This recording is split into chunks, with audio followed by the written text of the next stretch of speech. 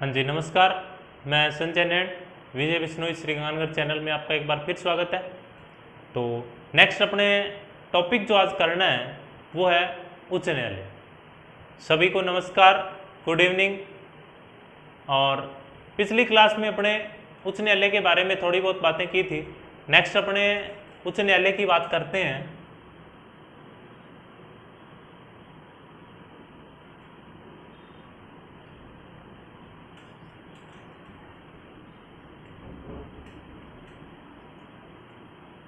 Article 214 से 232 उच्च न्यायालय के बारे में अपने पढ़ते हैं। राजस्थान उच्च न्यायालय कैसा होगा उसकी बात अपने कर चुके हैं। नेक्स्ट अपने भारतीय संविधान के आर्टिकल 214 से 232 तक अपने उच्च न्यायालय के अनुच्छेदों से संबंधित जो बातें हैं वो पढ़ेंगे। आर्टिकल 214 क्या कहता है? आर्टिकल 214 कहता है कि राज्यों का एक उच्च न्यायालय होगा। राज्यों का एक उच्च न्यायालय होगा, राज्यों के लिए एक उच्च न्यायालय की व्यवस्था करेगा। ये कहता है आर्टिकल 214 कि राज्यों का एक उच्च न्यायालय होगा। यहीं पर अपने एक आर्टिकल पढ़ते हैं, आर्टिकल 231। आर्टिकल 231 ये कहता है कि दो या दो से अधिक राज्यों का एक उच्च न्यायालय हो सकता है। दो या दो से अधिक राज्यों का एक उच्च न्यायालय हो सकता है। जैसा कि 7वें संविधान संशोधन के बारे में अपनी पिछली क्लास में पढ़ा, तो आर्टिकल 231 ये कहता है कि दो या दो से अधिक राज्यों का एक उच्च न्यायालय हो सकता है। आर्टिकल 231 ये बात कहता है कि दो या दो से अधिक राज्यों का एक उच्च न्यायालय हो सकता है। और ऐसा अपने कई हाईकोर्ट है भी। पंजाब, हरियाणा, चंडीगढ़ का उच्च न्यायालय, अकेला चंडीगढ़ जो है, चंडीगढ़ वो पंजाब, हरियाणा और चंडीगढ़ का उच्च न्यायालय, इन तीनों का उच्च न्यायालय एक ही है, चंडीगढ़। और आर्टिकल 230 भी यहीं पे अपने इसकी बात कर लेते हैं, संघ शासित प्रदेश से संबंधित है। आर्टिकल 230 ये कहता है कि संसद यदि चाहे, संसद कोई कानून बनाए तो संसद कानून बनाकर किसी उच्च न्यायालय का विस्तार संघ शासित प्रदेश तक भी कर सकती है। यूटी में भी, यूटी तक, यूनियन टेरिटरी या केंद्र शासित प्रदेश या संघ शासित प्रदेश अपने जो है, तो उन तक उच्च न्यायालय का विस्तार, जैसे चंडीगढ़ अपने यूटी है तो यहां तक उच्च न्यायालय चंडीगढ़ में भी, पंजाब, हरियाणा, इन तीनों का एक संयुक्त उच्च न्यायालय हो गया।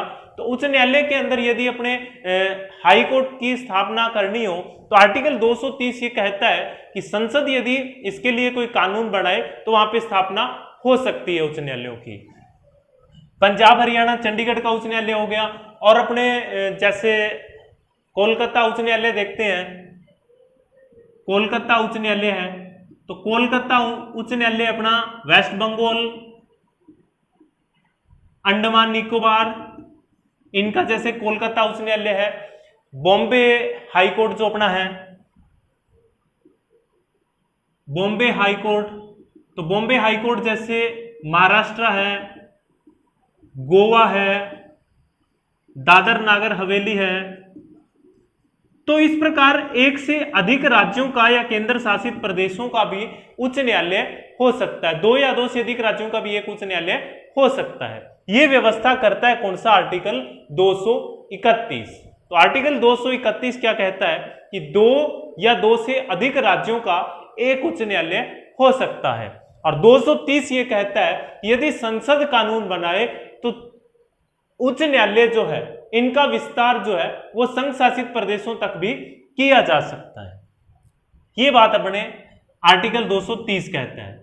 आर्टिकल 215, आर्टिकल 215 जो है वो अभिलेख न्यायालय की बात करता है। अभिलेख न्यायालय, उच्च न्यायालय का अभिलेख न्यायालय होना।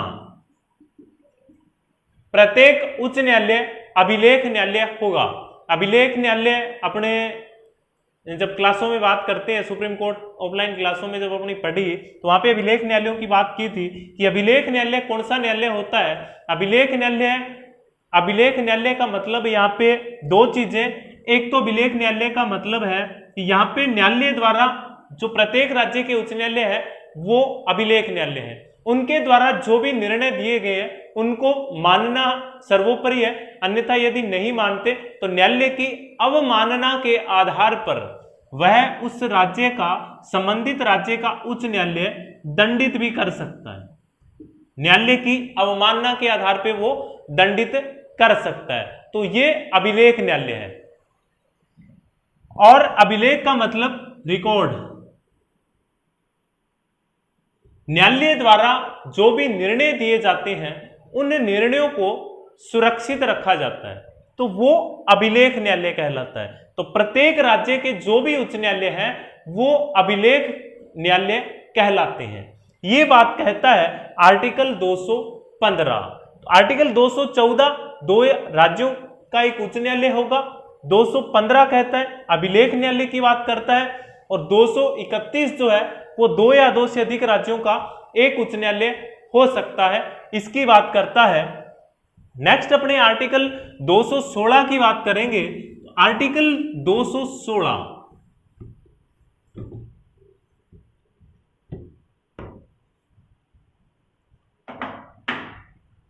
आर्टिकल 216 जो है वो कहता है कि उच्च न्यायालय का जो उच्च न्यायालय होगा उसमें एक मुख्य न्यायाधीश होगा तथा अन्य न्यायाधीश होंगे।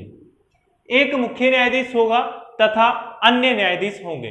जैसे अपने सुप्रीम कोर्ट में पढ़ते हैं, शुरुआत में आर्टिकल 124 के अंदर अपने बातें करते हैं उस समय की राज्यों का, भारत का एक सर्वोच्च न्यायालय होगा जिसमें एक मुख्य न्यायाधीश व 7 अन्य न्यायाधीश होंगे। और सुप्रीम कोर्ट के पास अधिकार है कि सुप्रीम कोर्ट न्यायाधीशों की संख्या में वृद्धि कर सकती है। तो सुप्रीम कोर्ट में संसद के पास अधिकार है कि वो न्यायाधीशों की संख्या में वृद्धि कर सकती है, और सुप्रीम कोर्ट के न्यायाधीशों में वृद्धि की भी गई है, संख्या में वृद्धि की गई है। पहले जैसे 8 थे, उनके बाद में 25, इस प्रकार से उनकी संख्या बढ़ाई गई, 33 न्यायाधीशों तक वो पहुंच चुके।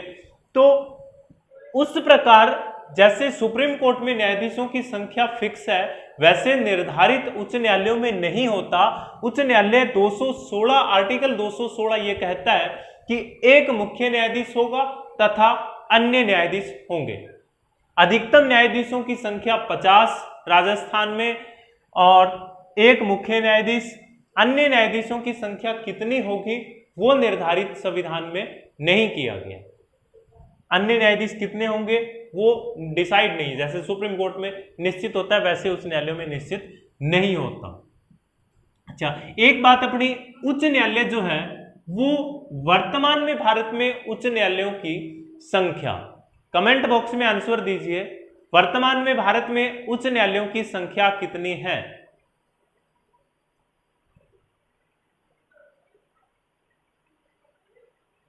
हाँ जी, 25 उच्च न्यायालय वर्तमान में भारत में है। 2019 के अंदर ही 25वां उच्च न्यायालय जो है वो बनाया गया था। आंध्र प्रदेश पहले हैदराबाद था, और अभी हैदराबाद के अतिरिक्त आंध्र प्रदेश का जो उच्च न्यायालय है वो किसको डिसाइड कर दिया गया, अमरावती। तो 25वां उच्च न्यायालय 2019 में स्थापित किया गया अमरावती के अंदर, आंध्र प्रदेश का उच्च न्यायालय अमरावती में। तो वर्तमान में उच्च न्यायालयों की संख्या टोटल कितनी है भारत में, 25। इससे पहले 24 थे, 2019 तक 24 थे, और बाद में इनकी संख्या बढ़ा दी गई 225। अभी आर्टिकल 217, आर्टिकल 217 जो है वो न्यायाधीशों की योग्यताएं, नियुक्ति और उन्हें हटाने की बात करता है। न्यायाधीशों की योग्यताएं, नियुक्ति और हटाना, न्यायाधीशों की योग्यताएं, नियुक्ति और हटाने की बात करता है आर्टिकल 217। तो सबसे पहले अपने योग्यताओं की बात करें कि उच्च न्यायालय के जो न्यायाधीश हैं उच्च न्यायालय का न्यायाधीश बनने के लिए क्या क्या योग्यताएं होनी चाहिए। तो सबसे पहली बात, भारत का नागरिक हो, ये योग्यताएं तो है ही, भारत का नागरिक हो,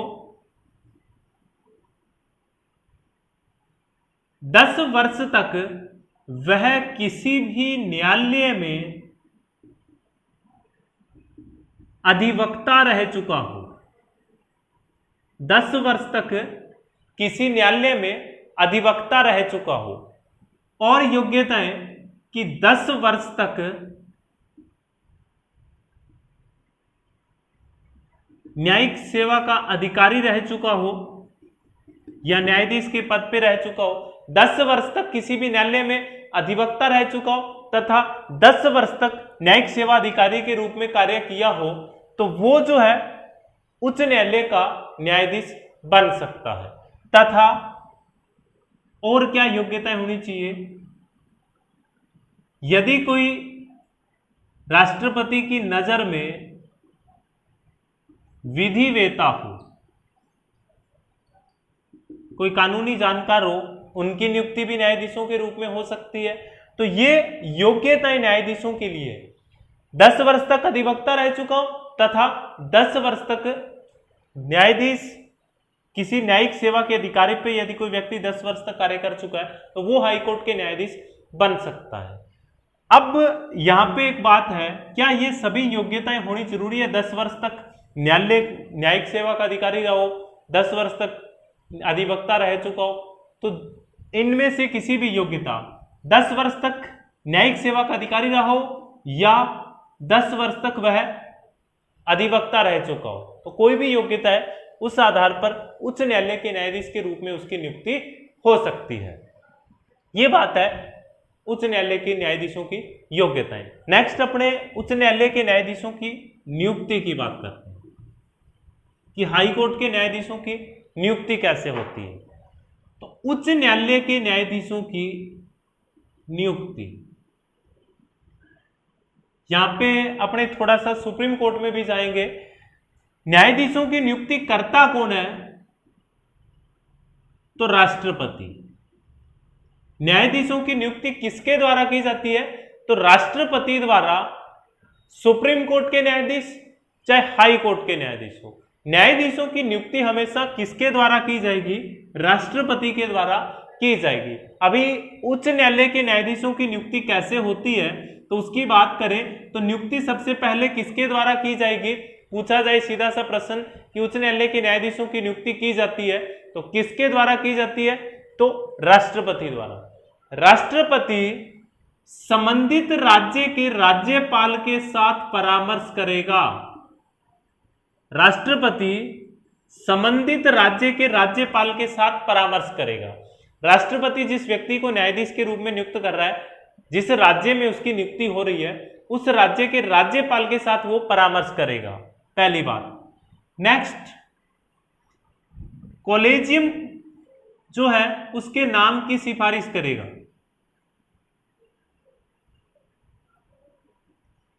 इस कॉलेजियम, उच्च न्यायालय के न्यायाधीशों की नियुक्ति के लिए कॉलेजियम जो है उसमें कितने सदस्य होते हैं? तो 3 सदस्य होते हैं। एक हाई कोर्ट का मुख्य न्यायाधीश और 2 वरिष्ठ न्यायाधीश। 3 न्यायाधीशों का एक कॉलेजियम होता है। ये 3 न्यायाधीश जो है मिलकर अपना परामर्श देते हैं राष्ट्रपति को और वो परामर्श बाद में भेजा जाता है सुप्रीम कोर्ट के पास। सुप्रीम कोर्ट का जो कॉलेजियम है उसके पास वो परामर्श भेजा जाता है तथा वो अनुशंसाएं देते हैं और राष्ट्रपति उन न्यायाधीशों की जिस नाम को कॉलेजियम ने स्वीकार किया है उस न्यायाधीश को उच्च न्यायालय में नियुक्त करता है। तो राष्ट्रपति नियुक्त करता है। दूसरी बात, राज्यपाल संबंधित राज्य के राज्यपाल के साथ परामर्श करेगा। अब नियुक्त करेगा किसे राष्ट्रपति? तो उच्च न्यायालय का एक कॉलेजियम होगा, यानी एक सीधे साधारण शब्दों में तो एक टीम होगी जो एक मुख्य न्यायाधीश और 2 हाई कोर्ट के वरिष्ठ न्यायाधीश, ये 3 सदस्य मिलेंगे, उनको कॉलेजियम कहा जाएगा। और ये जो कॉलेजियम है ये मिलकर अपना परामर्श देगा राष्ट्रपति को, और अपना परामर्श ये जो है वो अपनी अनुशंसा सुप्रीम कोर्ट का जो कॉलेजियम होता है 5 न्यायाधीशों का, उनके पास भेजेगा, और बाद में वो उनकी अनुशंसा पर राष्ट्रपति द्वारा जो है वो न्यायाधीशों की नियुक्ति की जाएगी। तो उच्च न्यायालय के न्यायाधीशों की नियुक्ति इस प्रकार। अब उच्च न्यायालय के जो न्यायाधीश हैं, नियुक्ति पढ़ ली, अपने योग्यताएं पढ़ ली, अब उनको हटाने की प्रक्रिया जो है वो किस प्रकार से उच्च न्यायालय के न्यायाधीशों को हटाया जाता है उसकी बात अपने अभी करेंगे। तो उच्च न्यायालय के न्यायाधीशों को हटाने की जो बात है,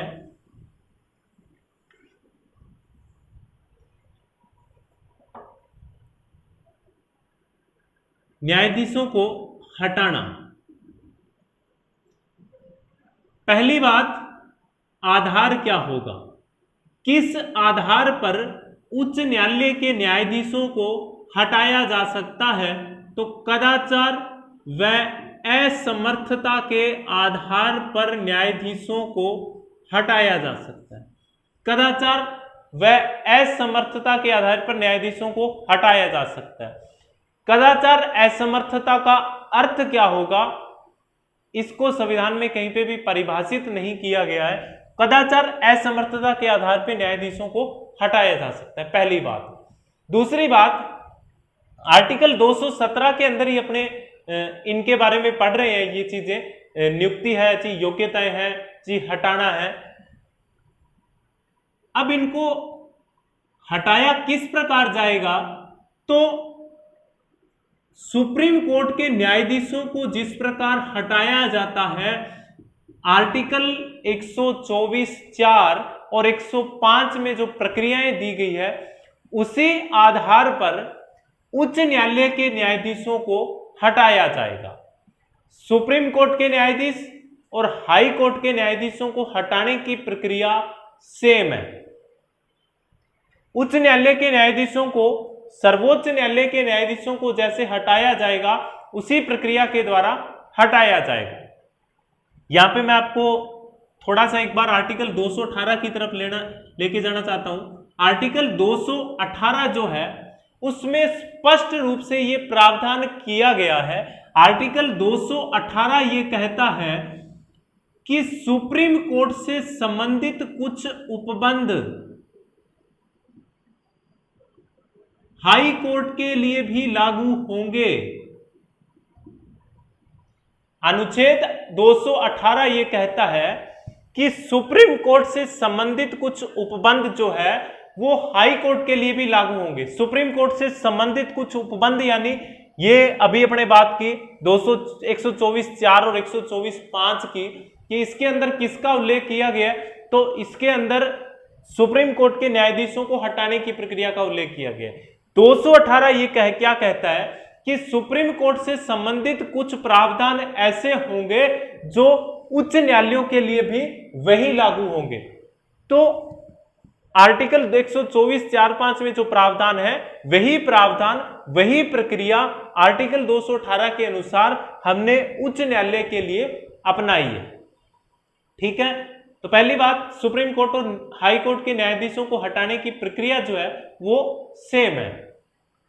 दूसरी बात, हटाने की प्रक्रिया है कैसी, आखिर सुप्रीम कोर्ट के न्यायाधीशों और हाई कोर्ट के हटाने की प्रक्रिया सेम है, लेकिन हटाया कैसे जाएगा उसकी यदि अपने बात करें तो सबसे पहली बात, आधार क्या है, कदाचार और असमर्थता।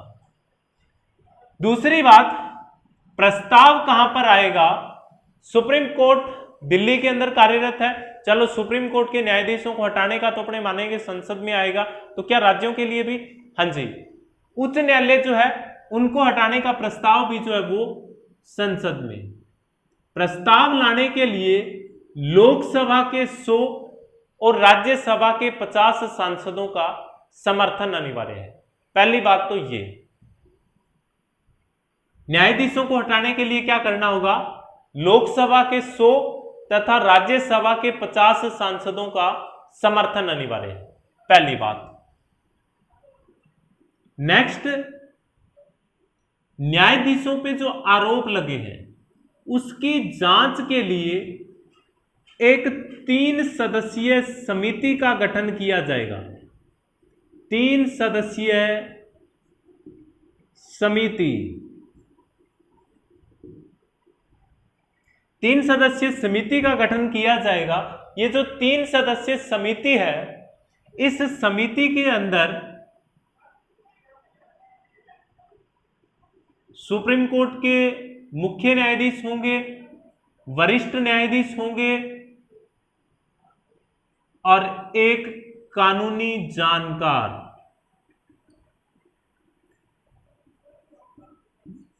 ये 3 सदस्यीय समिति होगी। ये जो 3 सदस्यीय समिति है, ये 3 सदस्यीय समिति न्यायाधीशों पे जो आरोप लगे हैं उन आरोपों की जांच करेगी। सबसे पहली बात, प्रस्ताव लाने के लिए तो किसी भी सदन में लाया जा सकता है। लोकसभा में भी ला सकते हैं, राज्यसभा में भी ला सकते हैं। आर्टिकल 217 ही है। हाँ, लोकसभा में 100 और राज्यसभा के 50 सांसदों का समर्थन अनिवार्य है। तो किसी भी सदन में प्रस्ताव ला सकते हैं। यदि लोकसभा में ला रहे हैं 100, राज्यसभा में ला रहे हैं 50 सांसदों का समर्थन होना चाहिए। उसके बाद में क्या है, जो भी सदन में प्रस्ताव ले आए, अपने 3 सदस्यीय समिति का गठन किया जाएगा। ये 3 सदस्यीय समिति उसकी जांच करेगी। यदि आरोपों में सत्यता पाई जाती है तो प्रक्रिया आगे बढ़ेगी। उसके बाद में क्या होगा, इसके बाद में नेक्स्ट अपने जो है सदन का अध्यक्ष या सभापति, सदन का अध्यक्ष या सभापति जो है उस प्रस्ताव को स्वीकार या अस्वीकार कर सकता है। सदन का अध्यक्ष या सभापति जो है इस प्रस्ताव को स्वीकार या अस्वीकार कर सकता है। सदन का अध्यक्ष या सभापति यानी यदि लोकसभा में लाया तो लोकसभा अध्यक्ष, और यदि राज्यसभा में लाया गया तो राज्यसभा का जो सभापति है वो प्रस्ताव को या तो स्वीकृत कर सकता है या अस्वीकृत कर सकता है। जैसे कि अपने 2018 के अंदर जो है वो सुप्रीम कोर्ट में प्रस्ताव लाया गया था राज्यसभा के अंदर, राज्यसभा में अपने हाई कोर्ट सुप्रीम कोर्ट के चीफ जस्टिस उस समय थे दीपक मिश्रा, उनको हटाने के लिए प्रस्ताव लाया गया, राज्यसभा में प्रस्ताव लाया गया। और राज्यसभा के जो सभापति थे वेंकैया नायडू जी, वर्तमान उपराष्ट्रपति, राज्यसभा सभापति, प्रस्ताव लाया गया उनके लिए। और वो जो है अपने उस प्रस्ताव को वेंकैया नायडू, राज्यसभा सभापति 2018 में थे राज्यसभा सभापति, उनके द्वारा उस प्रस्ताव को अस्वीकार कर दिया गया। तो उस प्रस्ताव को अस्वीकार कर दिया गया राज्यसभा सभापति द्वारा। यही बात अपने यहां पे लिखी है कि सदन का अध्यक्ष या सभापति जो है उस प्रस्ताव को स्वीकार या अस्वीकार कर सकता है। यदि सदन में अध्यक्ष या सभापति जिस भी सदन में प्रस्ताव लाया गया है वो स्वीकार कर दे तो प्रक्रिया आगे बढ़ेगी। और जिस भी सदन के अंदर लाया गया वो प्रस्ताव यदि कुल उपस्थित व मतदान करने वालों के 2/3 के विशेष बहुमत से प्रस्ताव को पारित कर दे, 2/3 बहुमत से प्रस्ताव पारित कर दे, तो जो है उन पे दूसरे सदन में जाएगा प्रस्ताव। दूसरा सदन भी यदि उसी सत्र के अंदर दूसरा सदन भी 2/3 के विशेष बहुमत से उस प्रस्ताव को पारित कर दे तो न्यायाधीश को अपने पद से हटा दिया जाएगा। ये प्रक्रिया न्यायाधीशों को हटाने की रहती है। यही सुप्रीम कोर्ट की प्रक्रिया है, यही हाई कोर्ट की प्रक्रिया है। जैसे यहाँ पे वेंकैया नायडू ने उस प्रस्ताव को स्वीकार किया, प्रस्ताव यहीं पे समाप्त हो गया, आगे उस पर चर्चा जो है वो नहीं हुई। और एक बार वी रामास्वामी के खिलाफ 1992 के अंदर लाया गया था सुप्रीम कोर्ट के अंदर, वो प्रस्ताव भी लोकसभा में आया, कांग्रेस के विरोध के कारण वो प्रस्ताव वहां से जो है वो पारित नहीं हो पाया था। तो इस प्रकार ये प्रक्रिया जो है, इस प्रक्रिया के द्वारा उनको हटाया जाता है। नेक्स्ट अपने आगे आर्टिकल 219 की बात करेंगे।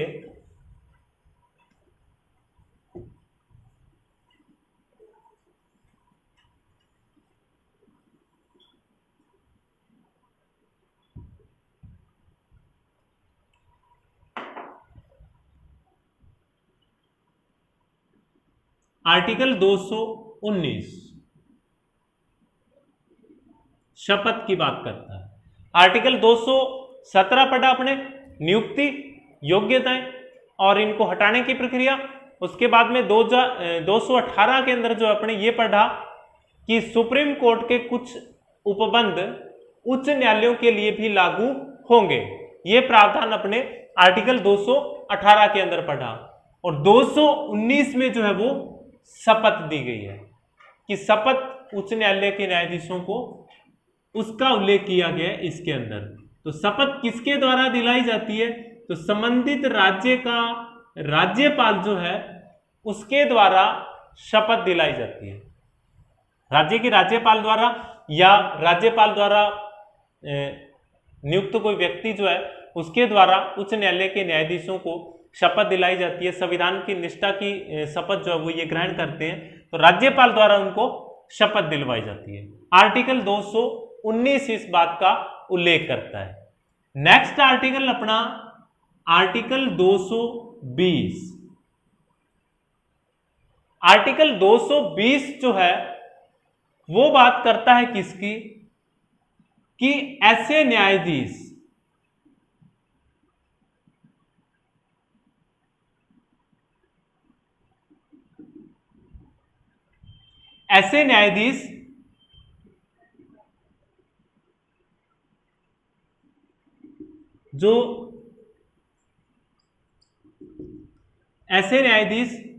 जो किसी उच्च न्यायालय के अंदर सेवा दे चुके हैं तथा बाद में सेवानिवृत्त हो गए हैं। सेवानिवृत्त हुए न्यायाधीश जो है वो बाद में सेवानिवृत्त होने के पश्चात जो है वो उन उच्च न्यायालयों के अंदर अधिवक्ता के रूप में नहीं रह सकते जिन उच्च न्यायालयों में उन्होंने वकालत की है या अधिवक्ता उन उच्च न्यायालयों के अंदर रहे हैं, तो वहां पे वो दोबारा जो है वो अपना अधिवक्ता के रूप में वहां पे कार्य वो नहीं कर सकते। क्या कहता है 220 कि ऐसे उच्च न्यायालय जिनमें न्यायाधीश रह चुके हैं और वो बाद में सेवानिवृत्त हो जाए, या ऐसे सेवानिवृत्त न्यायाधीश जिन उच्च न्यायालयों के अंदर कार्यरत रह चुके हैं और बाद में वो उन उच्च न्यायालयों के अंदर जो है वो अधिवक्ता के रूप में कार्य नहीं कर सकते। सेवानिवृत्त होने के बाद में जिन जिन उच्च न्यायालयों में जिन न्यायाधीशों ने कार्य किया है, न्यायाधीश के रूप में वो रह चुके हैं, वहां पर वो अधिवक्ता के रूप में कार्य नहीं कर सकते। ये बात कहता है आर्टिकल 220। नेक्स्ट आर्टिकल 221 जो है वो बात करता है किसकी, न्यायाधीशों के वेतन भत्तों की। न्यायाधीशों के वेतन भत्तों की बात करता है। तो अभी न्यायाधीशों के वेतन भत्ते अपने बढ़ाए गए हैं, तो उनके अनुकूल कितने, 2,50,000 रुपए मुख्य न्यायाधीश के और 2,25,000 रुपए अन्य न्यायाधीशों के। उच्च न्यायालय के मुख्य न्यायाधीश के 2,50,000 और अन्य न्यायाधीशों के 2,25,000 रुपए जो है वो वेतन है। तो आर्टिकल 221 जो है वो वेतन की बात करता है। 220 ऐसे न्यायाधीश जो उच्च न्यायालयों के अंदर कार्य कर चुके हैं तथा सेवानिवृत्त हो गए हैं, वो सेवानिवृत्ति के पश्चात जिन जिन उच्च न्यायालयों में उन्होंने न्यायाधीश के रूप में सेवाएं दी है, वहां पर वो अधिवक्ता नहीं बन सकते, वहां पर अधिवक्ता का कार्य वो नहीं कर सकते। और 219 जो है वो शपथ की बात करता है। राज्यपाल द्वारा संबंधित राज्य का राज्यपाल जो है वो उनको जो है वो शपथ दिलवाएगा।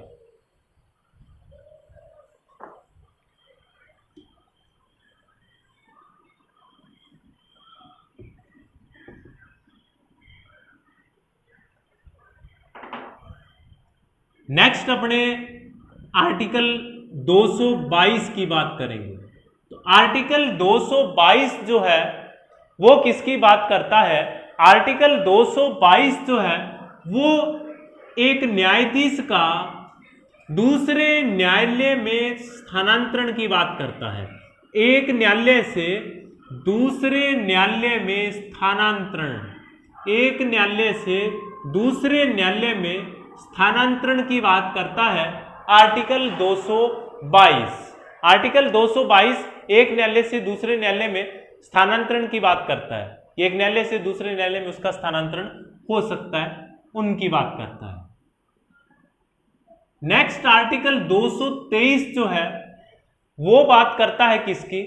आर्टिकल 223 जो है वो बात करता है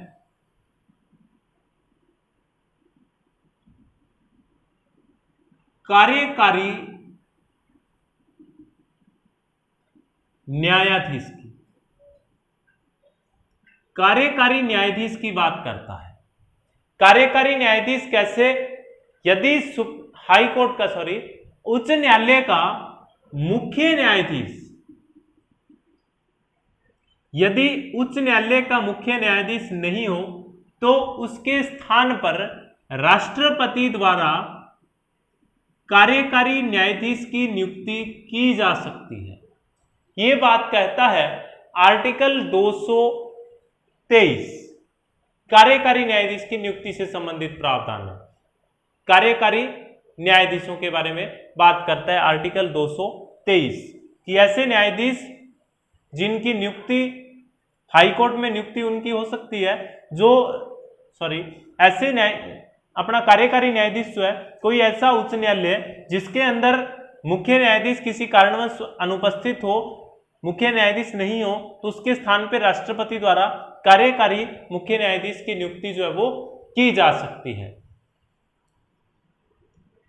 नेक्स्ट अपना आर्टिकल 224।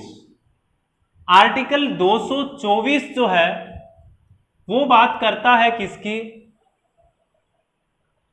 आर्टिकल 224 वो अतिरिक्त न्यायाधीश की बात कर रहा है। आर्टिकल 224 अतिरिक्त न्यायाधीश की बात कर रहा है। अतिरिक्त न्यायाधीश, अतिरिक्त न्यायाधीश कैसे? यदि उच्च न्यायालय के अंदर कार्यभार बढ़ गया है तो उच्च न्यायालय में कार्यभार बढ़ने के कारण, उच्च न्यायालय में कार्यभार बढ़ गया तो राष्ट्रपति द्वारा अतिरिक्त न्यायाधीशों की व्यवस्था की जा सकती है।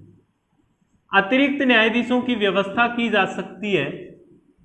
अधिकतम 2 वर्षों तक ये न्यायाधीश जो है वो रह सकते हैं, अधिकतम 2 वर्षों तक रह सकते हैं, तथा ये जो न्यायाधीश है इनको वो सारी सुविधाएं उपलब्ध होगी जो एक सामान्य न्यायाधीश को जो है वो उपलब्ध होती है। तो आर्टिकल 224 तक, आर्टिकल 224 अतिरिक्त न्यायाधीश की बात करता है, राष्ट्रपति द्वारा अतिरिक्त न्यायाधीश की नियुक्ति की जाएगी